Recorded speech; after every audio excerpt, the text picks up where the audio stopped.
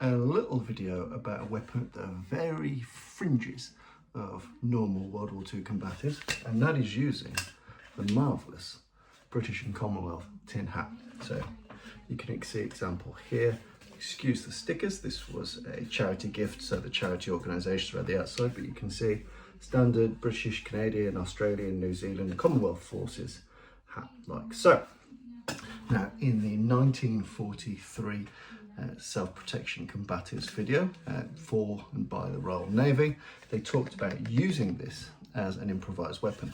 Now the first rule of thumb, it's very clear to state that you should not take your helmet off for any reason, because at any time, you imagine the context, things can go boom, rubble, debris, shrapnel can come down.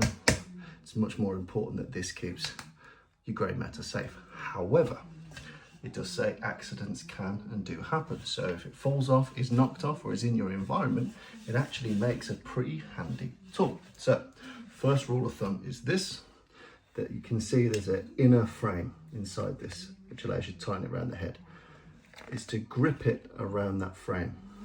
So that the thumb is toppermost, like so. So you should have a pretty decent grip of this now. And then it essentially operates much like your edge of hand blows. And the video goes to show to the throat, to the groin, and to the side of the neck.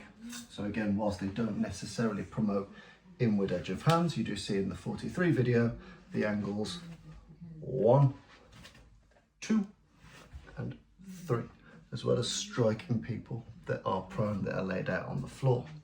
It also goes to show that if you're facing someone with a bayonet and that bayonet is presented, then you can hold the tin hat with both hands like so, elbows in, and this would be your device to fend off, keep yourself safe from that weapon, and you might decide to fend and then hit. So using it in a kind of two-handed shield format, chin down, moving, striking away at that bayonet, and when the opportunity arises, either strike into the face with the helmet, use the edge, or simply get past and move into your unarmed World War II combatives. But yeah, nice, simple and niche area. You got to think battlefields, environments littered with things like these, and you've got one on your head for the vast majority of the time. So knowing how to use it as a field expedient weapon. Fingers on the inside, thumb uppermost, all of the same principles apply. Everything that you'd put into a normal edge of hand, you put into using this helmet. With the added benefit of the two-handed defensive function.